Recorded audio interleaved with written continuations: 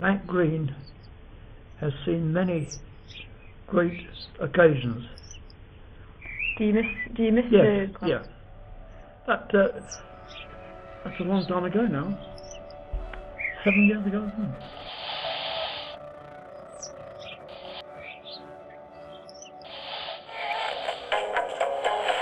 Busy one for the A23. It's good to be back in the city.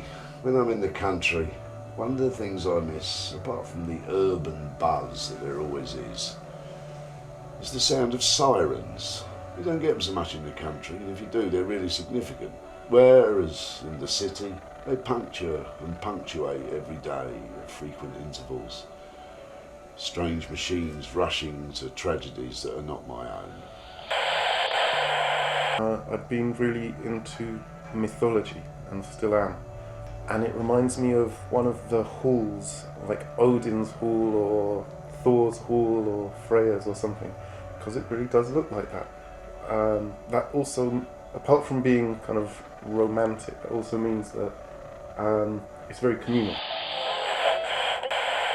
Kerhohuone muistuttaa mua suomalaisesta kesämökistä äärimmäisenä esimerkkinä, koska täällä ei ole sähköjä, eikä lämmitystä, eikä juoksevaa vettä.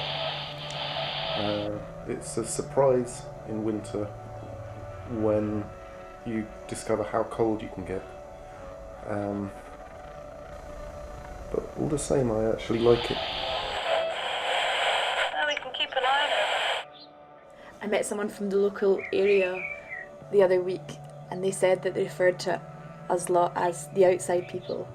And I think it's because we've got furniture outside the house set up almost like a whiskey advert. Fantastically, we live simply, so that others can simply live. Find a way to sieve the dust from the gold, treasure what is old, reuse and use again, make do and mend.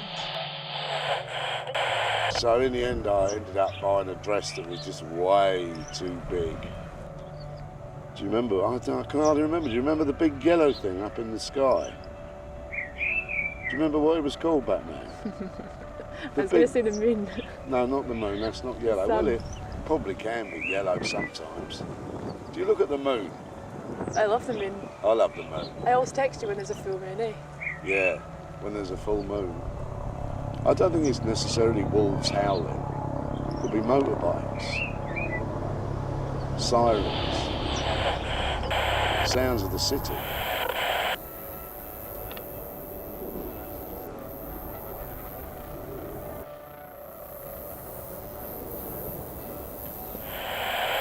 Mä rakastan kerhohuoneessa sitä, että se on kaunis rakennus, jolla on pitkä historia.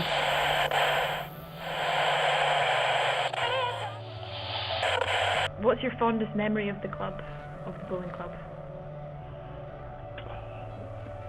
Camaraderie, I think, because obviously over a period of time one makes many, many good friends, and that is the thing which I think I've missed most of all.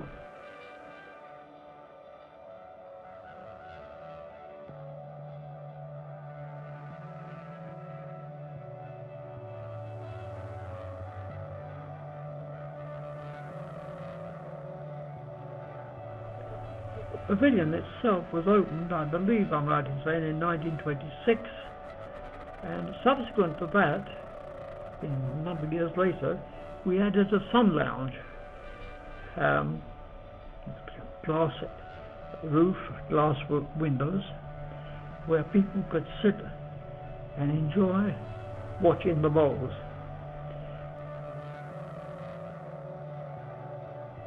The entrance to our bowling club was down a path from Ramsden Road alongside the main building, and at the end of it there was gardens, and people used to say to me, it's like an oasis.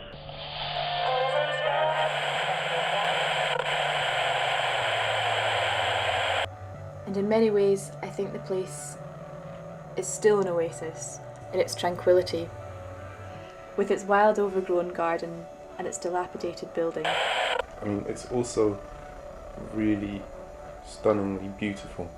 We've got a bigger garden than anyone else I've ever met in London. The pavilion was a unique building designed by one of our members, an architect.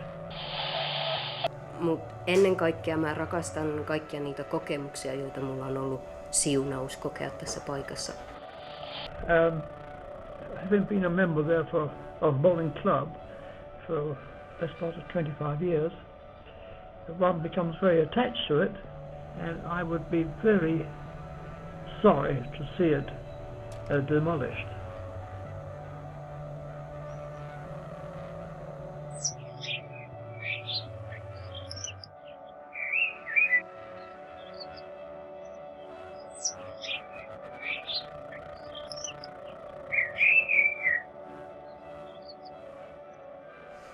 My dad always says to me, "What's it like living in London?" And I always say, "Oh, it just feels like a small town. It feels a little bit like being in the Highlands." I don't know if he understands exactly what I mean.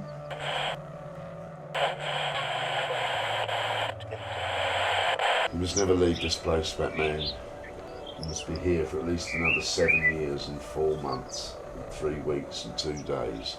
And by then, you'll be that much closer to the golden age of retirement, which by then will be about 85.